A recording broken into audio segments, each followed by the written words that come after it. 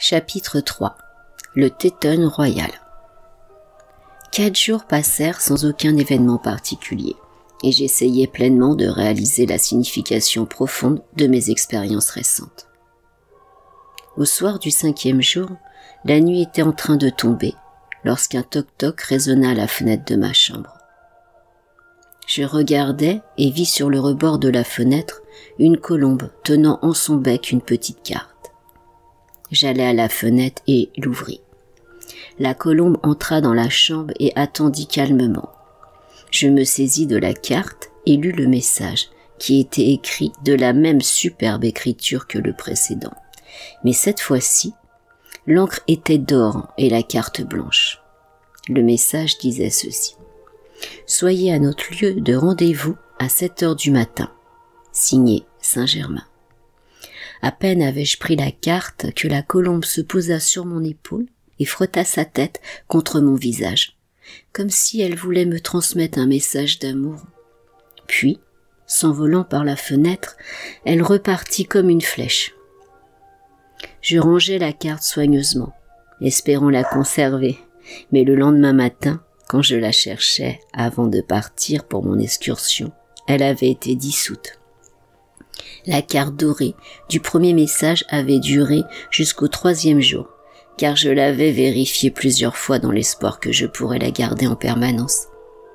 Lorsque je constatai qu'elle était retournée à l'universel, mon cœur se serra, tant était grande ma déception. Je savais que, pour parcourir les 16 kilomètres du trajet et être sur place à 7 heures, il me faudrait partir à peu après minuit. Je me levai donc tôt et me mis en route à 3 heures. Marchant rapidement, j'atteignis la forêt juste avant l'aube. Je n'étais pas allé très loin lorsque j'entendis un cri plaintif. Sans même m'en rendre compte, j'y répondis sur le même ton. Il y eut un bruissement à travers le bois, et mon ami, la panthère, incarnation même de la joie, bondit vers moi. Je la caressai et, ensemble, nous continuâmes vers le lieu de rendez-vous. À 7 heures précises, Saint-Germain sortit tout droit de l'atmosphère et me salua, à bras ouverts. Il me tendit à nouveau une coupe de cristal, remplie cette fois-ci d'un liquide clair et pétillant. Je bus ce breuvage et son goût n'était en rien comparable à tout ce que j'avais pu expérimenter physiquement auparavant. Il ressemblait beaucoup à du jus de pamplemousse glacé, mais pétillant et effervescent. En le buvant, j'éprouvais une sensation comme si un éclair m'avait traversé le corps, transportant le ressenti d'une activité pétillante dans chacune de mes veines. Saint-Germain donna ensuite à la panthère un petit gâteau marron, qu'elle dévora rapidement. En un instant, son poil se dressa et Saint-Germain observa. « Votre ami ne tuera plus jamais de daim. Pour l'expérience et l'instruction qui suivent, vous devrez laisser votre corps ici, sur la montagne, car vous n'avez pas encore appelé suffisamment votre pouvoir intérieur pour qu'il vous permette de l'emmener avec vous là où nous allons aujourd'hui. La panthère veillera sur vous, et précaution supplémentaire, je vous envelopperai tous les deux d'un manteau d'invisibilité. Nous allons nous rendre au Téton royal. Venez. » Instantanément, je me retrouvais dans mon corps subtil, habillé d'un riche vêtement en tissu doré luminescent. « Observez attentivement la matière de votre habit, poursuivit-il. La substance dont il est fait a certaines qualités et pouvoirs extraordinaires qui lui sont propres, dont l'une est de permettre à celui qui le porte de lever et de transporter des objets physiques. Le vêtement lui-même possède une énergie électronique pure et peut être utilisé pour déplacer des objets, comme le fait la force qu'on utilise à travers le corps physique. C'est une activité phénoménale que les grands maîtres de lumière ont permis d'utiliser pour la première fois sur cette planète. Pour le profit de mes lecteurs, je souhaite déclarer clairement et sans équivoque que, pendant ces expériences, alors que j'étais revêtu d'un corps fonctionnant réellement dans 4 dimensions, celui-ci me donnait néanmoins la capacité de sentir et de manipuler les objets du monde physique, comme toute personne peut le faire dans son propre corps physique. Le corps que j'utilisais à cette occasion n'était pas ce qu'on appelle parfois le corps astral. Nous atteignîmes bientôt le sommet d'une majestueuse montagne qui, telle une sentinelle, veille sur l'un des plus beaux panoramas des États-Unis. De vastes forêts s'étalaient à nos pieds et de grandes chaînes de montagnes, leurs trésors minéraux encore intacts, s'étendaient aussi loin que portait le regard. Se dirigeant vers un point où d'immenses masses de pierres en grand désordre jonchaient le sol, comme si des géants en guerre se les étaient jetés les uns contre les autres, Saint-Germain touchait un grand bloc de rocher. Instantanément, la masse énorme se déplaça d'un peu plus d'1 mètre de sa position originale. Il me fit signe de le suivre. Nous entrâmes et, à ma grande surprise, nous nous trouvâmes devant une grande porte de bronze.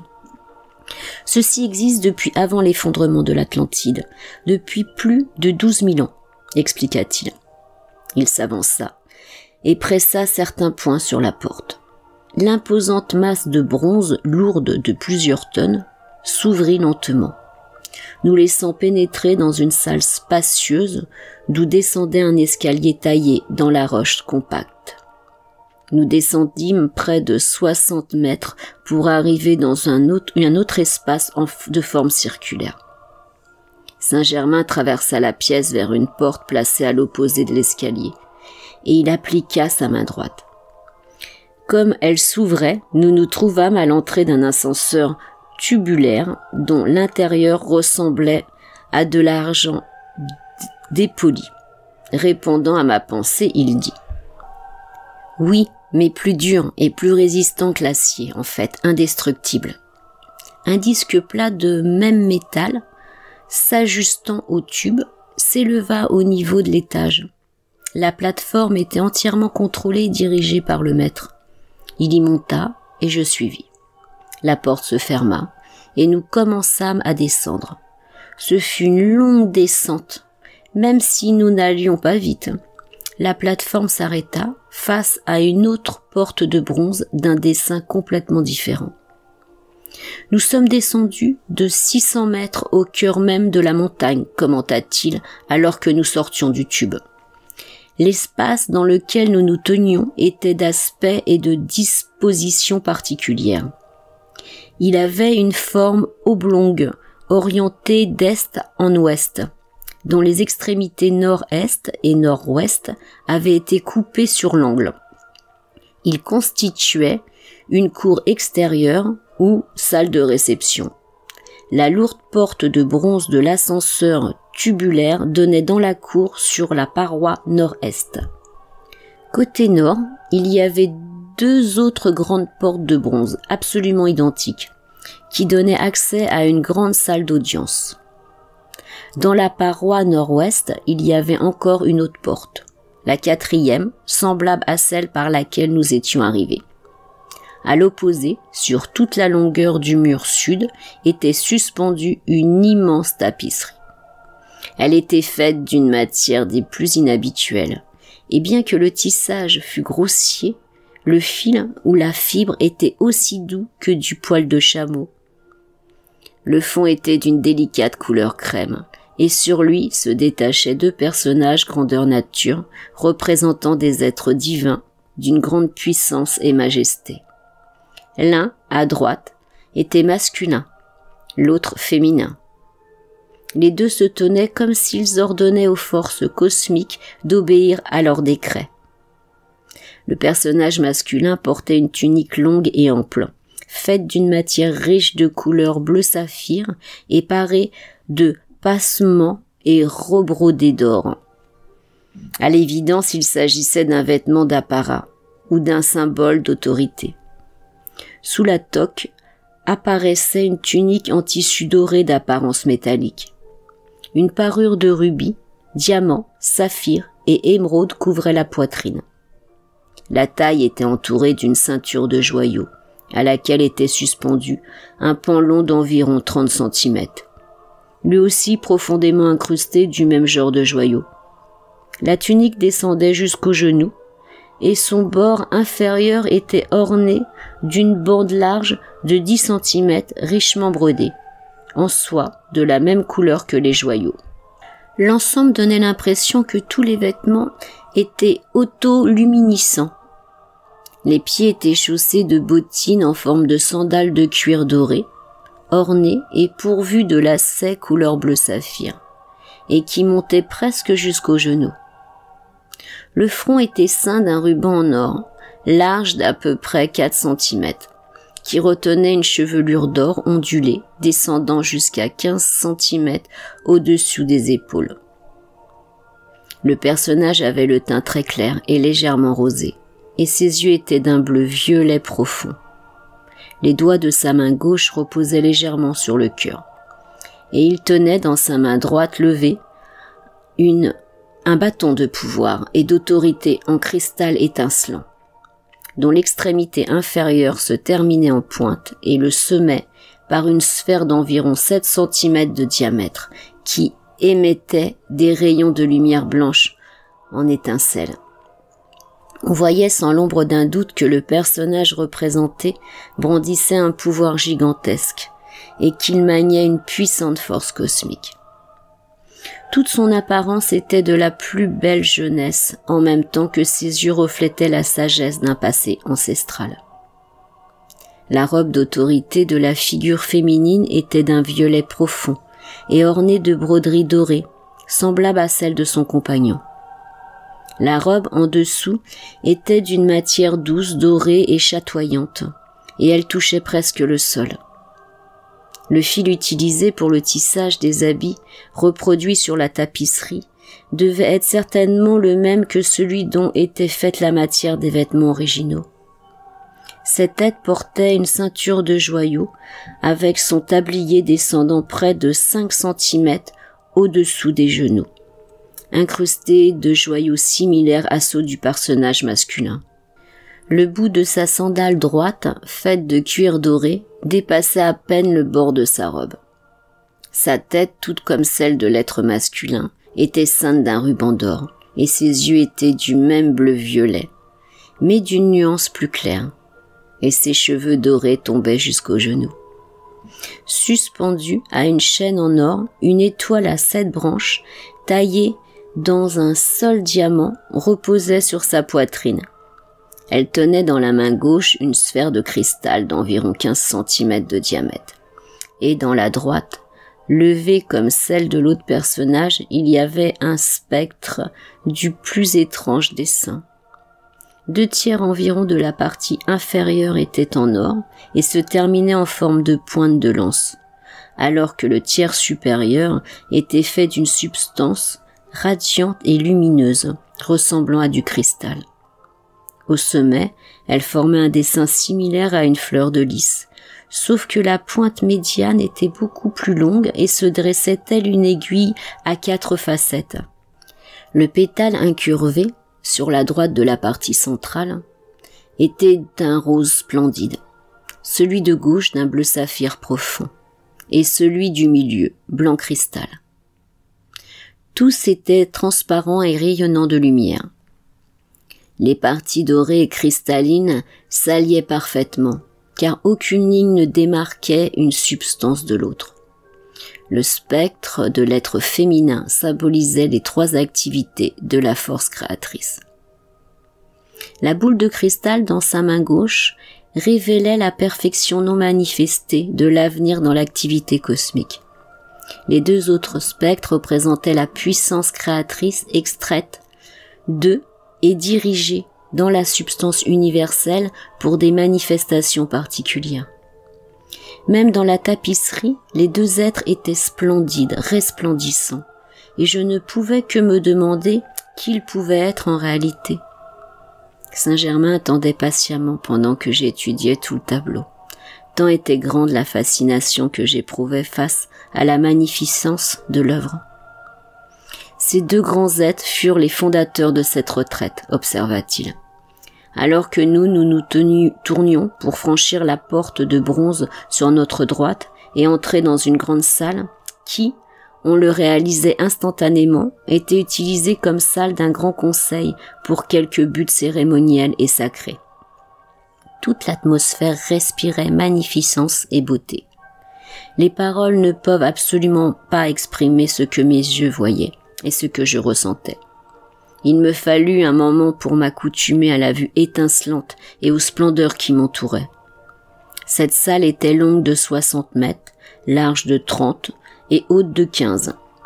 Elle était entièrement illuminée d'une douce lumière blanche qui, expliqua Saint-Germain, était une force omniprésente dont les grands êtres se servent comme source de lumière, de chaleur et d'énergie. Les parois latérales, sur une longueur de 12 mètres et l'autre bout de la salle était fait d'onyx blanc. Là où cette formation prenait fin, les constructeurs avaient tranché, dans une grande veine d'or vierge, large de plus de 60 centimètres.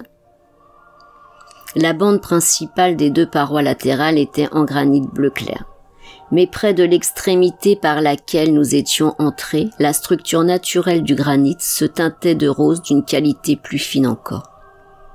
La surface des parois, du plafond et du sol avait été parfaitement polie, à l'évidence par quelques procédés remarquables. La voûte du plafond, plus haute de 3 mètres que les murs latéraux, était incrustée d'œuvres d'un dessin vraiment unique. En plein centre, il y avait un disque en or d'un diamètre de 3,50 mètres au moins, occupé par une étoile scintillante, dont les 7 branches touchaient la circonférence et composé entièrement de diamants jaunes, formant une masse compacte de lumière dorée et brillante. Rayonnant à partir de ce soleil central, il y avait 2 anneaux de couleur, larges chacun de plus de 25 cm, et qui formaient autour de l'étoile une bande de lumière délimitée. De ces anneaux, la bande intérieure était rose, l'extérieur d'un intense violet. Se détachant sur un fond à l'aspect de givre doré, l'étoile elle-même projetait vers le bas de longs rayons de lumière cristalline brillante. Sur le pourtour, il y avait 7 disques plus petits de 60 cm de diamètre chacun, représentant les planètes de notre système et les 7 rayons de couleur à l'intérieur du spectre de lumière blanche. La surface de chaque disque avait la douceur du velours, et seules avaient été utilisées les nuances les plus claires, les plus intenses et les plus positives de chaque couleur. Comme je l'appris plus tard, les grands êtres cosmiques déversent leur puissant courant de force à travers ces disques à certaines occasions et à des fins particulières. Les grands êtres illuminés et altruistes, connus sous le nom de maîtres ascensionnés de lumière, les reçoivent ici et les renvoient ensuite à l'humanité de notre Terre. Cette radiation affecte les 7 centres ganglionnaires dans chaque corps humain sur notre planète, ainsi que la vie animale et végétale. Le fond de la voûte avait la couleur d'un ciel lumineux, par un brillant clair de lune, car la surface était hautement réfringente. Au bout de la salle, un grand œil d'au moins 60 cm de large était placé au centre de la paroi, à plus de 10 mètres au-dessus du sol. Il représentait l'œil omnivoyant du Créateur, veillant en permanence sur sa création et auquel rien ne peut échapper. En certaines occasions, une puissance formidable se focalisait à travers cet œil en vue de certains accomplissements. En l'observant, je ne pouvais que me demander quelles seraient mes sensations si je devais voir cette puissance en pleine activité. Un panneau de matière précipitée occupait le mur latéral, côté est, à quelques 12 mètres de l'extrémité de la salle, sur une longueur de 20 mètres environ et sur une hauteur de 10 mètres. Il était installé à environ 1,50 m du sol et encastré de 5 cm, et ses bords présentaient sur tout le pourtour une surface concave. La substance dont il était fait ressemblait à un velours d'un profond bleu indigo, bien qu'il ne s'agissait pas d'un tissu. La matière la plus proche, à laquelle on pouvait la comparer, était d'or minéral. Cette substance n'est utilisée nulle part dans le monde extérieur de l'humanité, mais elle peut être précipitée, et quelquefois elle l'est par les grands maîtres ascensionnés de lumière à des fins particulières.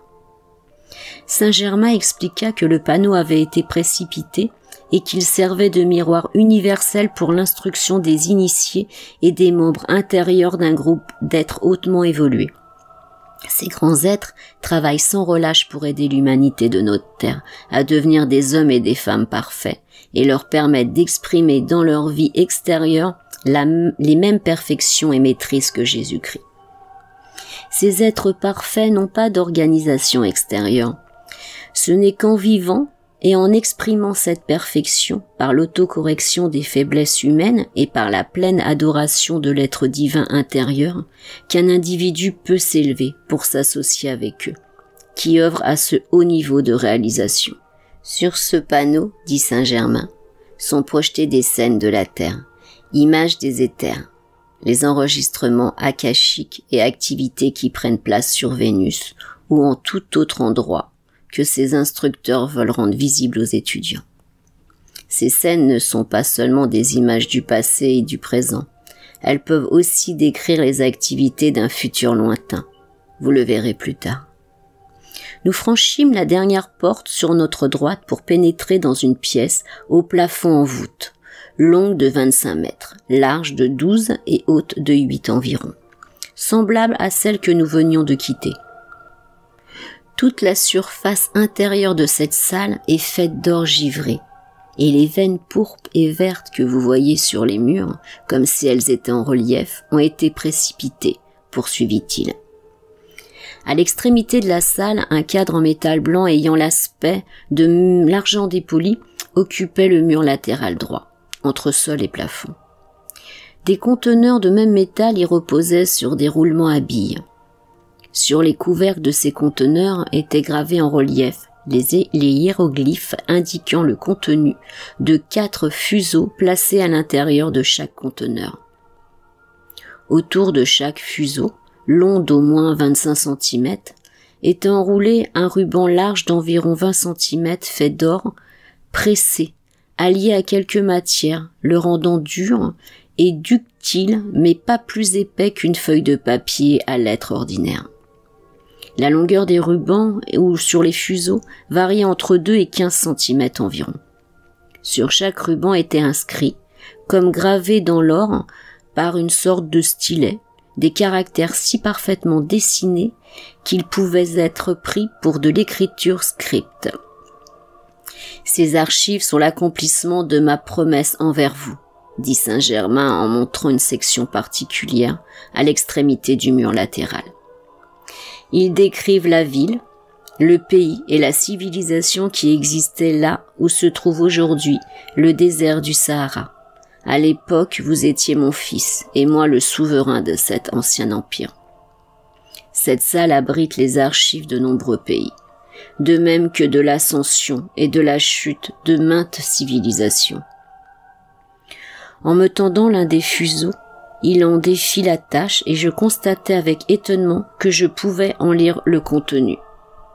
« Je vous donne cette faculté, me dit-il, en élevant temporairement votre conscience et en appelant la mémoire cachée, l'enregistrement passé de ces expériences que vous avez vécues jadis. Pour connaître Dieu et son univers, il suffit d'entrer en contact avec l'archive de vie dans chaque forme. Toutes les formes contiennent la vie, et dans l'émanation de lumière de chaque forme est enregistré tout son passé, que chacun peut s'entraîner à découvrir et comprendre pour autant qu'il soit disposé à consacrer son attention et du temps à l'autodiscipline nécessaire pour calmer la confusion dans l'activité extérieure de son existence quotidienne. Cet enregistrement éternel en toutes choses a existé depuis le début. Au cours d'âges passés, l'humanité a manifesté la perfection en tout point. Cette condition ancienne de la race a été l'objet de chroniques sur le jardin d'Éden par des historiens. Éden ou Édon, signifiant sagesse divine. En même temps que l'esprit permettait à l'attention consciente ou l'activité extérieure de demeurer sur le monde des sens physiques, la sagesse divine, l'activité omnisciente de la conscience, se brouilla ou fut obstruée et le plan cosmique divin de la vie de l'individu fut submergé. Parallèlement, la perfection et le contrôle conscient par les hommes sur toute forme s'effacèrent et tombèrent dans l'oubli.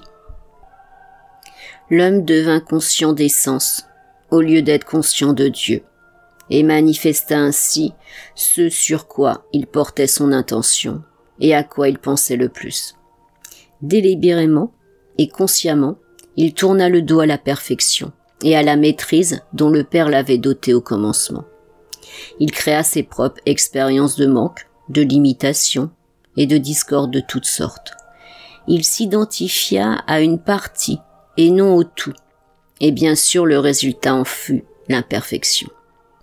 Toute limitation de l'humanité est le résultat de l'usage abusif fait par l'homme de cet attribut de Dieu, le libre arbitre. Par là, il s'oblige à vivre dans ses propres créations jusqu'à ce que, au plein gré de l'activité extérieure de son esprit, il se tourne à nouveau, consciemment, vers son origine royale, Dieu, grande source de tout. Quand cela se produira, l'homme commencera à se souvenir de ce qu'il fut jadis, et qu'il peut le redevenir, pour peu qu'il choisisse de regarder une fois encore le grand modèle cosmique de lui-même. L'archive que vous avez pu lire décrit la vie et les hommes tels que nous les vîmes évoluer, il y a 70 000 ans. Vous fûtes très impliqués dans la constitution de ces annales au cours de plusieurs vies qui n'ont pas encore été révélées. Nous traversâmes la salle du conseil et, passant par la porte opposée, nous trouvâmes une salle de taille similaire à celle que nous venions de quitter, comportant 2 chambres plus petites attenantes à la paroi nord. Dans la salle principale, couvrant la presque totalité de la surface du mur, il y avait un autre cadre de métal, rempli de conteneurs presque identiques à ceux de l'autre salle. Ces salles, continua-t-il, contiennent seulement de l'or et des joyaux qui doivent être utilisés dans un but spécial qui bénira le monde entier quand l'humanité aura transcendé son égoïsme effréné. Il en tira un conteneur rempli de pièces d'or et poursuivit son explication. Il s'agit d'or espagnol perdu en mer, que, voyant qu'il ne serait pas récupéré par d'autres moyens, nous avons amené ici par l'action de certaines forces que nous gouvernons. Plus tard, en un temps qui s'approche rapidement, il sera renvoyé dans le monde extérieur pour être utilisé. Indiquant une autre section, Saint-Germain dit « Dans ces conteneurs est stocké de l'or venant de continents perdus, de Mu, de l'Atlantide, d'anciennes civilisations, les déserts de Gobi et du Sahara, l'Égypte, Chaldée, Babylone, la Grèce, Rome et d'autres. Si tout cet or était rétabli dans les activités extérieures du monde, il entraînerait un réajustement soudain dans toutes les phases d'expérience humaine. En ce moment, ce ne serait pas sage. La sagesse et la puissance infinie de ces grands êtres cosmiques qui ont été les gardiens de la race depuis sa première apparition sur Terre sont presque au-delà de la compréhension de l'esprit humain. Personne dans ce monde n'a jamais pu accumuler une grande quantité de biens sans l'assistance et la radiation de quelques maîtres ascensionnés. Il arrive que des individus puissent être utilisés comme foyer de grande fortune dans un but spécifique. En ces occasions, une puissance fortement accrue est alors irradiée sur eux, afin qu'à travers celle-ci, ils puissent recevoir une assistance personnelle. Une telle expérience constitue pour eux un test et une opportunité d'étendre leur lumière. Tout accomplissement exceptionnel, prenant place dans l'activité humaine, quel qu'en soit le canal, est toujours obtenu par l'assistance d'amour, de sagesse et de puissance supra-humain d'un maître ascensionné, car il a transcendé toutes les limitations du monde physique. Et c'est pourquoi tout succès, plus qu'ordinaire, résulte de sa puissance supérieure par radiation. En 1887, l'armée des maîtres ascensionnés a fondé une école sur les plans intérieurs, dans le but précis d'instruire ceux qui ont fait un mauvais usage de leur fortune et de leur révéler pleinement les conséquences de leurs erreurs. De tels êtres y sont emmenés et instruits quant à la vérité de la loi universelle régissant toute fortune et des résultats produits lorsqu'on influence d'autres gens à perpétuer leurs idées fausses et leurs erreurs. Ils ont l'entière liberté d'accepter ou de rejeter la preuve offerte. Mais toujours ils acceptent et suivent l'instruction reçue. Ensuite, nous entrâmes dans les 2 petites salles qui étaient aussi pourvues de conteneurs du même type, bien que moins gros. Ils étaient remplis de joyaux de toutes sortes, diamants, rubis, perles, émeraudes et saphirs, tous classés en fonction du type et de la quantité.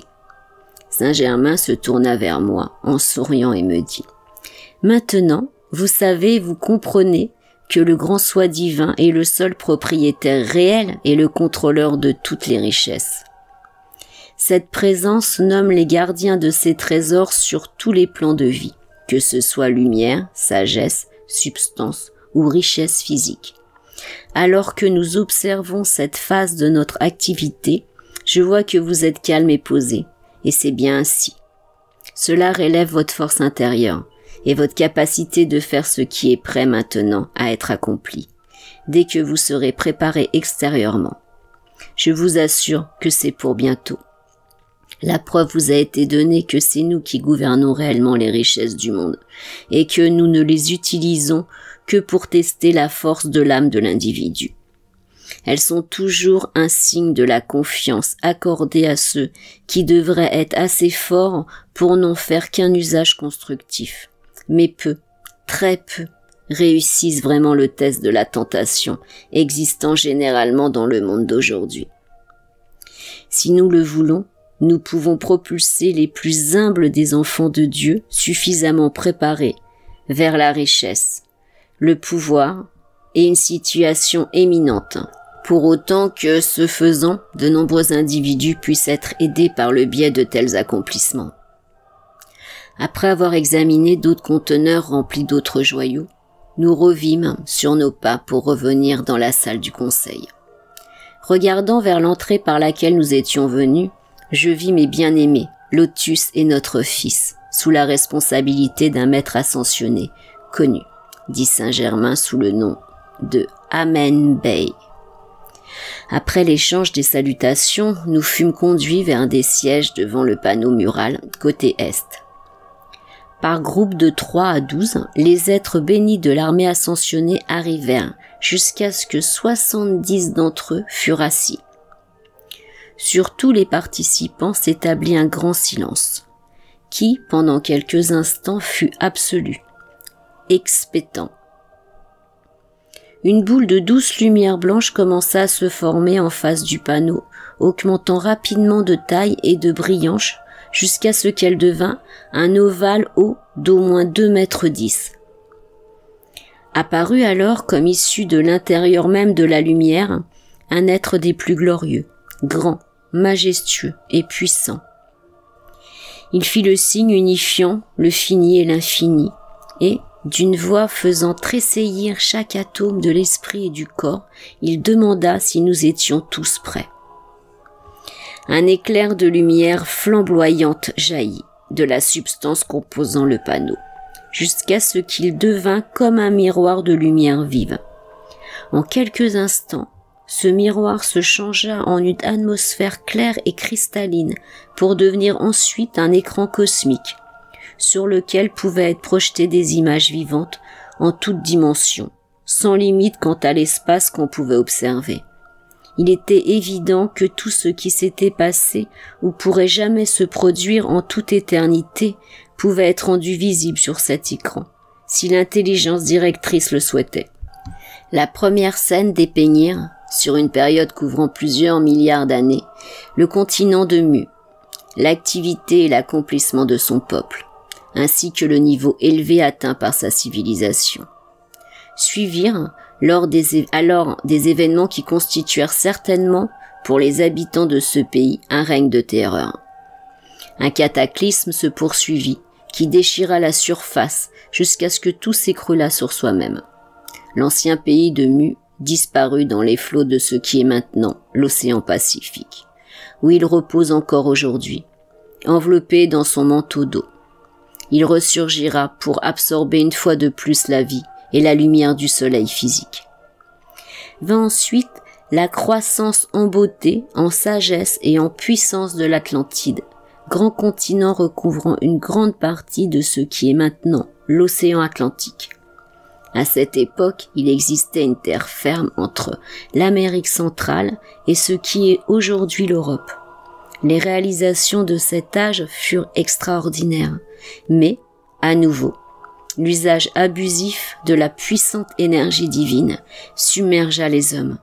Et alors que les choses se déséquilibraient de plus en plus, ils firent à nouveau l'expérience d'une action cataclysmique déchirant la surface de la Terre. Il ne resta plus qu'un petit bout d'Atlantide, plus qu'une île au milieu de l'océan privé de contact étroit avec le reste du monde civilisé. Les parties est et ouest de l'Atlantide avaient été englouties dans l'océan Atlantique, ne laissant que l'île de Poséidon, qui avait été le cœur du monde connu civilisé de l'époque. Des mesures furent prises pour la protéger et sauvegarder ses activités les plus importantes, en tant que foyer central, et aussi reporter l'achèvement de certains ouvrages. En cette période, un très haut niveau fut atteint, aussi bien spirituel que matériel. Le développement mécanique au cours de ce cycle atteignit un très haut niveau d'accomplissement, et l'une de ses expressions les plus remarquables en fut la perfection dans sa navigation aérienne. Les transports aériens de notre vie moderne sont encore grossiers et primitifs, comparés à ceux de l'Atlantide. Les grands maîtres de lumière et de sagesse avaient permis cette perfection pour le peuple de Poséidon, car il inspirait, enseignait, protégeait et révélait une connaissance avancée dans toutes les phases de l'activité humaine. Une part importante de cette population devint consciente de la grande puissance divine à l'intérieur des individus, mais, comme précédemment, le côté humain de leur nature ou de leur activité extérieure usurpèrent à nouveau la grande énergie. L'égoïsme et l'usage abusif de cette sagesse et de ce pouvoir transcendant prirent l'ascendant, à un degré même plus élevé que précédemment. Les maîtres de l'ancienne sagesse virent que les gens généraient une nouvelle dynamique destructive et qu'un troisième cataclysme menaçait. Ils ne cessèrent de mettre en garde les habitants, comme ils l'avaient fait auparavant, mais seuls ceux qui servaient la lumière en prirent compte. De grands édifices furent construits en matériaux impérissables, où furent placées des archives qui se sont conservées à travers les siècles. Aujourd'hui encore, ces archives se trouvent dans un parfait état de conservation au fond de l'océan Atlantique, hermétiquement scellées. Elles seront ramenées à la lumière du jour par les grands êtres qui présidèrent à leur préparation et qui assurent leur protection. Y sont consignés les progrès et les réalisations de l'humanité de l'époque, de sorte que l'humanité n'a subi aucune perte durable des activités de la civilisation atlante.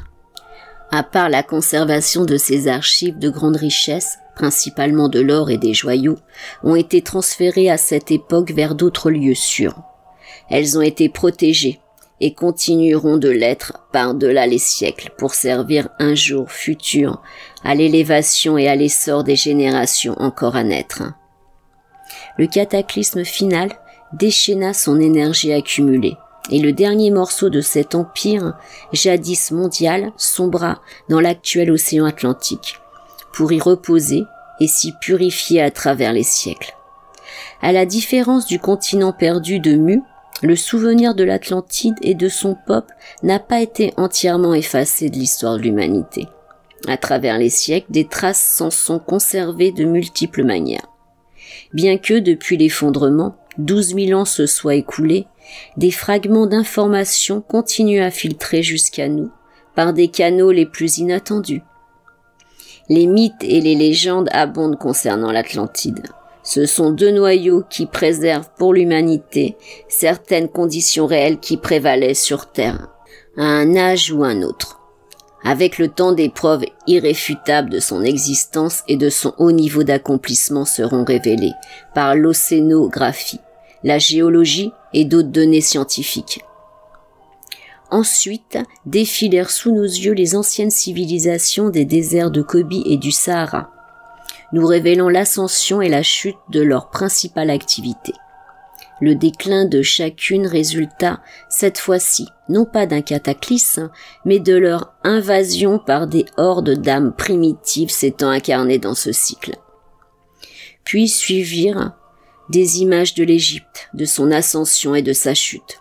Cette dernière fut causée par le mauvais usage délibéré de savoir et pouvoir d'une partie importante de l'humanité incarnée dans ce pays, dont les qualités prédominantes furent l'orgueil de ses accomplissements intellectuels et sa rébellion contre la modération de la nature inférieure, ce qui entraîne toujours l'échec individuel ou collectif. L'Égypte atteignit son apogée par l'usage correct des connaissances et de la puissance. Chez ceux qui recherchent ces qualités, elle exige toujours l'humilité, obéissance de l'intellect au soi divin intérieur, de même que le contrôle absolu et inconditionnel de la nature humaine ou inférieure, s'ils veulent éviter la destruction. Les âmes incarnées en Égypte lors de son déclin n'étaient pas peu développées, comme l'étaient celles des civilisations des déserts de Gobi et du Sahara. Au contraire, elles avaient acquis l'usage conscient de la connaissance et du pouvoir, et elles choisirent délibérément d'en faire un mauvais usage. Cette activité n'a absolument rien à voir avec la sagesse, car ceux qui sont les héritiers éternels des dons de la divine déesse doivent être pour toujours au-dessus de toute tentation d'abuser de la connaissance et du pouvoir. La sagesse est l'usage correct de tout ce qui se manifeste, et celui qui réalise l'évidence de cette vérité immuable devient une porte ouverte où tout le bien qu'abrite la création. La référence à l'Égypte comme à un pays de l'ombre est des plus injustes, car dans son premier cycle, l'Égypte donna naissance à une très grande lumière, et d'Égypte reviendra une très grande lumière. La scène suivante dépeignit l'ascension et la chute de l'Empire romain. Lorsque l'obscurité et la dégradation de ces siècles eurent atteint le fond, voyez, Jésus apparut, déversant sa lumière flamboyante et son amour de Christ. Par sa transfiguration, sa résurrection et son ascension, il se répandit sur la terre un flux de perfection divine tellement irrésistible que de telles ténèbres ne peuvent plus, jamais plus assombrir l'humanité, quelle qu'en soit l'époque. L'accomplissement de sa vie est enregistré pour l'éternité sur l'atmosphère de la planète et agit comme un aimant attirant les hommes vers une perfection similaire. La venue de Jésus fut pour le peuple de notre monde une initiation et le commandement cosmique d'utiliser le pouvoir d'amour divin dans toutes ses activités futures. Le déversement de son amour sur la terre, au moment de son cycle plus sombre, fit naître l'enfant Christ en chaque individu. Il projeta de nouveau le modèle divin cosmique et révéla le décret pour l'âge venant. Ce plan est la domination complète sur toute chose finie à travers la pleine stature du Christ en chaque être humain. Puis vint le règne de Richard Cœur de Lion, d'Angleterre. Les hommes ont peu ou pas du tout connaissance de l'activité spirituelle réelle que connurent ces années. La même lumière qui inspira l'enthousiasme et les activités de Richard pour les croisades libéra au travers de ses disciples et des gens de ce temps certaines forces que l'armée ascensionnée utilisa au niveau intérieur de conscience. Suivirent des images de la récente guerre mondiale en Europe, révélant les activités qui la générèrent. Peu d'individus en connaissent la cause réelle, et sans aucun doute il vaut mieux que les autres n'en sachent rien. Car cette cause est, pour la conscience, trop destructive à contempler. Rien de positif ne peut véritablement se gagner, à concentrer son attention sur la guerre. Cela peut aussi expliquer pourquoi la période allant de Richard Cœur de Lion à la guerre mondiale ne fut pas illustrée. Pour cette dernière, les activités de l'armée ascensionnée furent révélées, et nous les vîmes dissoudre la cause et la plus grande partie de l'énergie accumulée du récent conflit mondial. Cela fut accompli en focalisant consciemment et en dirigeant d'énormes rayons de lumière, dont le pouvoir de consumer et de transmuter est trop prodigieux pour une description finie. Ces êtres parfaits avaient veillé à l'arrivée du moment cosmique pour pouvoir rendre à l'humanité un service d'amour attendu depuis longtemps et dont celle-ci ne comprend que peu ou rien. Ces images remarquables continuèrent et révélèrent des activités s'étendant bien loin dans le futur et affectant la Terre entière. Elles montrèrent de nombreux changements à venir dans la surface même des terres. L'un des plus importants concerne le progrès de l'Amérique du Nord. Le plan divin pour son futur est une condition d'activité intense dans les plus grandes paix. Beauté, réussite, prospérité, illumination, spirituelle et maîtrise. L'Amérique doit être porteuse de la lumière christique et être le guide pour le reste de la Terre, car elle est le cœur central de l'âge d'or qui, aujourd'hui, pointe faiblement à l'horizon. La plus grande partie des terres d'Amérique du Nord subsistera encore très longtemps. Voilà ce que l'on sait depuis des milliers d'années, en fait depuis plus de 200 000 ans. Les images continuèrent à défiler près de 3 heures en dévoilant maintes scènes et activités qui ont échappé aux enregistrements d'historiens et au monde de la science à cause de leur grande ancienneté.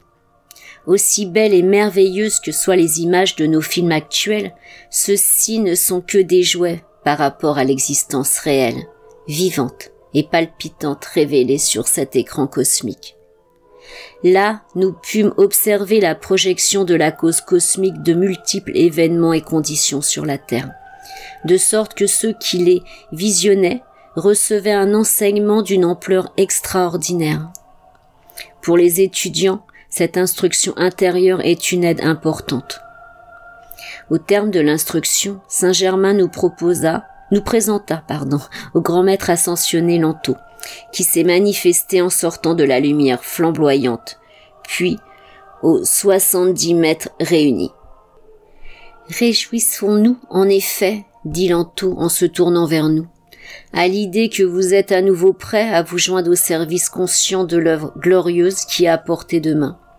Cette opportunité vous est donnée grâce aux grandes victoires que vous avez remportées sur le soi humain et le monde extérieur.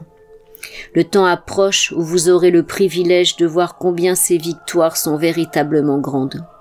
Chaque jour, acceptez dans sa plénitude la puissante présence active du grand Dieu en vous. Et il ne pourra rien exister, où que ce soit sur le chemin, qui ressemble tant soit peu à l'échec. Quiconque cherche sincèrement la lumière est toujours connu des maîtres ascensionnés. Nous nous rencontrerons ici à nouveau, la veille du nouvel an, quand il y aura 12 invités de Vénus. Notre vœu est que vous soyez présents. Saint-Germain et Amen Bey seront vos parrains. Sur un signe, tous les participants se turent et reçurent la bénédiction d'amour de Lanto avant de retourner à leur domaine de service respectif. La plupart d'entre eux disparurent simplement de la salle en quelques instants, et les autres s'en allèrent par l'ascenseur tubulaire. « Mes enfants, je vois que vous n'êtes pas conscients de l'heure. Il est maintenant 3 heures du matin, » observa Saint Germain, en se retournant pour prendre congé de Lotus et de notre fils, qui, après m'avoir étreint, quittèrent les lieux en empruntant la salle de réception extérieure, alors que nous franchissions la première porte à droite. « Il y a une chose encore, poursuivit-il, que je veux que vous voyiez avant que nous partions. Voici un ensemble d'instruments musicaux des plus inhabituels, utilisés à des fins particulières, et qui sont construits ou créés pour avoir une tonalité d'une qualité particulière pour le travail que nous faisons. » Il se tourna vers le clavier d'un orgue et poursuivit son explication. Voilà qui semble être un orgue sans tuyau. Mais en fait, ceux-ci, bien plus petits que d'ordinaire, sont logés à l'intérieur du buffet. La sonorité de tout l'instrument est bien supérieure à tout ce que la Terre a jamais connu jusqu'ici, sur le plan musical. Ces orgues seront utilisés dans le monde extérieur à mesure qu'avancera l'âge d'or qui est proche. Nous examinâmes ensuite 4 harpes magnifiques, un peu plus grandes que celles utilisées habituellement par le monde musical aujourd'hui. Saint-Germain s'assit à l'une d'entre elles et pinça quelques cordes pour me donner une idée de la sonorité. Jamais je n'avais entendu de musique si magnifique. Cette harpe est une surprise pour notre bien-aimé Lotus, dit-il, car nous entendrons dans cette retraite, à la veille du Nouvel An, des artistes confirmés jouer de l'orgue et des 4 harpes. Nous terminâmes l'inspection de la pièce et la quittâmes par la porte de la paroi nord-ouest. Au lieu de quitter la retraite par où nous étions venus, Saint-Germain ouvrit une petite porte sur la gauche et entra dans un tunnel scintillant aux parois revêtues d'une formation ressemblant à du cristal, qui s'illumina instantanément sous l'effet de la lumière blanche, qui libérait toujours en manipulant la substance électronique l'environnant. Progressant rapidement dans le tunnel, nous arrivâmes à une porte de bronze qui s'ouvrit à son contact, et nous nous retrouvâmes sous le ciel étoilé. Un instant, nous restâmes parfaitement silencieux. Puis après nous être élevés à 170 mètres au-dessus du sol, nous fendîmes l'air pour nous retrouver quelques instants plus tard sur la face sud du mont Shasta, à côté de mon corps physique, sur lequel la panthère veillait toujours. J'avais été absent pendant 22 heures et, levant les yeux, je vis que le jour pointait jusqu'à l'horizon oriental. « Voici votre petit déjeuner », annonça Saint-Germain, en me tendant la coupe de cristal remplie d'un liquide clair, blanc et pétillant. « Cela vous rafraîchira et vous donnera des forces pour que vous puissiez apprécier votre randonnée à la maison. Votre corps a besoin d'exercice et d'activité. Mais je perçois quelque chose dans votre esprit qui le trouble, ou, au moins qui n'est pas clair dans votre conscience. »« Oui, répliquai-je, une question retient mon attention depuis quelque temps au sujet de la visualisation. Qu'est-ce que la vraie visualisation et que se passe-t-il quand on visualise ? La vraie visualisation, répondit-il, est l'attribut et pouvoir de vision de Dieu s'exerçant dans l'esprit de l'homme. Lorsqu'on se dessine consciemment dans l'esprit un désir que l'on veut voir réalisé, on utilise l'un des moyens les plus puissants pour l'amener dans l'expérience visible et tangible. Il y a beaucoup de confusion et d'incertitude dans l'esprit de beaucoup au sujet de ce qui se passe réellement lorsqu'on visualise ou qu'on se fait une image mentale de quelque chose qu'on désire.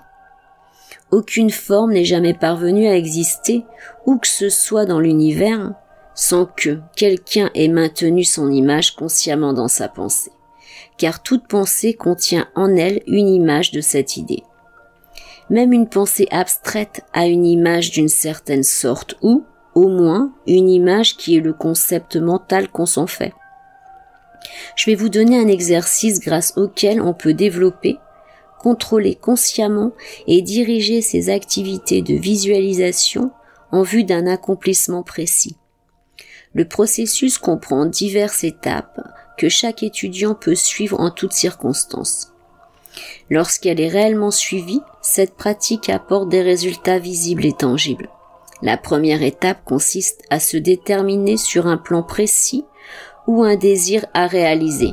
En cela, prenez garde à ce qu'il soit constructif, honorable et digne de votre temps et de votre effort. Examinez attentivement votre mobile pour amener cette création dans l'expression. Il doit être honnête, aussi bien envers vous que pour le reste du monde. Ne pas suivre un caprice ou servir les appétits des sens physiques. Souvenez-vous qu'il y a une grande différence entre usage, désir et appétit. L'usage est l'application de la grande loi universelle du service. Le désir est l'activité en expansion de Dieu, par laquelle la manifestation est soutenue constamment, et elle est la perfection s'étendant elle-même.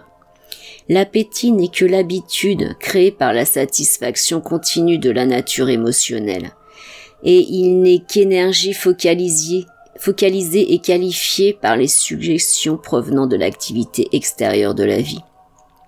Soyez absolument certain que ne s'y cache aucun sentiment d'envie, dont vous seriez content que la satisfaction se fasse aux dépens d'un autre. Seul un étudiant véritable tirera profit de ce genre d'exercice, en prenant les rênes dans ses propres mains et en se déterminant à discipliner et contrôler consciemment le soi humain. Il choisit ce qui doit être ou ne pas être dans son monde et, par le processus de visualisation dans son esprit, il dessine et amène à se manifester un plan de vie clairement défini. La deuxième étape consiste à formuler votre plan en mots, aussi concis et clairs que possible. Écrivez-le, ainsi vous enregistrez votre désir dans le monde extérieur, visible et tangible. La troisième étape consiste à fermer les yeux et voir dans votre esprit une image mentale de votre désir ou plan dans ses conditions et activités parfaites et réalisées. Considérez le fait que votre faculté de créer et de voir une image dans votre propre conscience est l'attribut de Dieu de la vue agissant en vous. L'activité de voir et le pouvoir de créer sont des attributs de votre soi divin, dont vous savez et ressentez qu'il est en vous en tout temps. La vie et le pouvoir de Dieu agissent dans votre conscience pour propulser dans votre monde extérieur l'image que vous voyez et ressentez en vous-même. Rappelez constamment à l'intellect que la faculté de visualiser est un attribut de Dieu, l'attribut de la vue. Le pouvoir de ressentir, d'expérimenter et de s'associer avec l'image parfaite est un pouvoir de Dieu. La substance utilisée dans le monde extérieur pour mouler la forme dans vos images et plans est de la pure substance de Dieu. Puis, vous devez savoir que Dieu est le faiseur, le fait et l'acte de toutes les formes et actions constructives qui, de tout temps, ont été projetées dans le monde de la manifestation.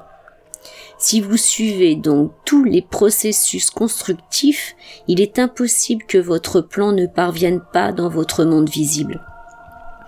Lisez et relisez votre désir ou plan tous les jours autant de fois que possible et, dans tous les cas, juste avant d'aller au lit, car en vous endormant immédiatement après avoir contemplé l'image dans votre propre esprit, votre conscience en garde pendant des heures une empreinte fidèle, qui s'enregistre profondément dans l'activité extérieure, permettant ainsi de se créer et s'accumuler la force qui la propulse dans la vie d'expérience extérieure. De la sorte, vous pouvez inscrire dans votre conscience toute image ou tout désir alors qu'il pénètre dans le grand silence par le sommeil.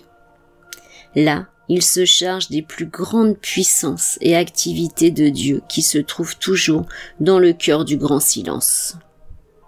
Ne discutez en aucun cas avec quiconque, soit de votre désir, soit du fait que vous le visualisez. C'est impératif. Ne vous le dites pas à vous-même à voix haute ou basse, même pas dans un murmure, car vous devez réaliser que plus grande est l'accumulation d'énergie générée par votre visualisation, la contemplation et le ressenti de la réalité de votre image, plus vite votre désir ou plan passera dans votre expérience extérieure. Des milliers de désirs, d'ambitions ou d'idéaux se seraient manifestés dans l'expérience extérieure d'individus, si ceux-ci n'en avaient pas discuté avec des amis ou des connaissances. Lorsque vous décidez de manifester vraiment une expérience par une visualisation dirigée consciemment, vous devenez la loi, Dieu, la loi de l'un, auquel rien ne s'oppose. Vous devez prendre votre propre décision et vous tenir derrière votre propre décret de toutes vos forces. Cela signifie que vous devez prendre une position déterminée et inébranlable. Pour ce faire, sachez et ressentez que c'est Dieu qui désire, Dieu qui ressent, Dieu qui sait, Dieu qui se manifeste et Dieu qui contrôle tout ce qui concerne votre décret. C'est la loi de l'un. Dieu est uniquement Dieu. Tant que cela n'est pas entièrement compris, vous ne pouvez pas et ne pourrez jamais obtenir votre manifestation, car dès qu'intervient un élément humain, vous retirez celle-ci des mains de Dieu, et, bien sûr, elle ne peut pas s'exprimer, car vous la neutralisez par les qualités humaines de temps, d'espace, de lieu, et par mille et une autres conditions imaginaires que Dieu ne reconnaît pas. Personne ne peut jamais connaître Dieu aussi longtemps qu'il considère une force opposée à Dieu, car chaque fois qu'il admet que deux forces peuvent agir, il obtient une qualité d'acte neutralisante. Et quand il y a neutralisation, vous n'avez aucune qualité définie, dans un sens ou dans l'autre. Vous n'avez rien, aucune chose dans votre manifestation. Quand vous reconnaissez Dieu, l'un, vous n'avez que la perfection qui se manifeste instantanément, car il n'y a rien qui s'y oppose ou la neutralise, aucun élément de temps. Ainsi elle s'établit pour vous, car il n'y a personne qui s'oppose à ce que Dieu décrète. Les conditions ne peuvent jamais s'améliorer pour quiconque jusqu'à ce qu'il ne désire la perfection et cesse de reconnaître une puissance opposée à Dieu, ou qu'il y a quelque chose soit en lui-même, soit en dehors qui peut empêcher la perfection divine de s'exprimer. La reconnaissance même d'une condition qui soit moindre que la totalité de Dieu est le choix délibéré d'une imperfection par l'individu. Et ce genre de choix est la chute de l'homme. C'est délibéré, intentionnel, car il est libre à chaque instant de penser tout ce qu'il veut. Soit dit en passant, il ne faut pas non plus d'énergie pour penser une pensée ou une image de perfection qu'il n'en faut pour une imperfection. Vous êtes le créateur localisé pour concevoir et créer la perfection dans votre monde et à votre place dans l'univers. Pour que s'exprime la perfection et l'autorité, vous ne devez connaître et reconnaître que la loi de l'un. L'un existe et contrôle entièrement partout dans l'univers. Vous êtes l'autoconscience de vie, l'unique, présence suprême de la grande flamme d'amour et de lumière. Vous seul choisissez et décrétez les qualités et les formes que vous voulez déverser dans votre vie, car vous êtes la seule force énergisante de votre monde et de tout ce qu'il contient. Lorsque vous pensez ou éprouvez un sentiment, une partie de votre énergie de vie va soutenir votre création. Rejetez de votre esprit tout doute ou toute crainte au sujet de l'accomplissement de ce que vous concevez en image. Si des pensées et sentiments, qui ne sont après tout que des émanations humaines, affleurent dans votre conscience dépourvue de perfection, remplacez-les instantanément par la pleine reconnaissance de vos soi et monde comme de la vie de Dieu l'un. Ensuite, ne vous en préoccupez plus du tout, sauf quand vous êtes en train de visualiser. Ne fixez pas de date dans votre esprit pour les résultats, sachant qu'il n'y a que maintenant, juste le moment immédiat. Observez cette discipline, appliquez-la, et vous pouvez manifester une puissance irrésistible dans l'action qui ne peut pas faillir et ne l'a jamais fait. Souvenez-vous toujours que vous êtes Dieu concevant par l'image. Vous êtes l'intelligence divine qui dirige. Vous êtes le pouvoir divin qui propulse. C'est sur la substance de Dieu, votre substance, que s'exerce l'action. Quand vous le réalisez et que vous en contemplez souvent la plénitude, tout dans l'univers s'empresse d'accomplir votre désir, votre commandement, votre image, car ils sont totalement constructifs et parfaitement conformes au plan divin originel, pour une vie consciente de soi. Si le côté humain en nous est vraiment d'accord avec le plan divin et qu'il l'accepte, il ne peut y avoir tant soit peu ni retard ni échec, puisque toute énergie porte en elle la qualité de perfection et se dépêche de servir son Créateur. La perfection est la seule prédestination qui soit. Lorsque votre désir ou image est de nature constructive, vous êtes Dieu voyant son propre plan. Quand Dieu voit, c'est un décret ou un ordre irrévocable d'apparaître maintenant. Lors de la création de cette terre et de ce système de monde, Dieu dit que la lumière soit, et la lumière fut. Créer la lumière n'a pas demandé des éons. Le même puissant Dieu est en vous, maintenant. Et lorsque vous voyez ou parlez, c'est son attribut de la vue et de la parole qui agit, en vous et à travers vous. Si vous réalisez ce que ça signifie réellement, vous pouvez commander par ses pleines puissances et autorités, car vous êtes sa conscience de vie, et ce n'est que la conscience de soi de votre vie qui peut commander, imaginer ou désirer un plan parfait et constructif. Tout plan constructif est son plan.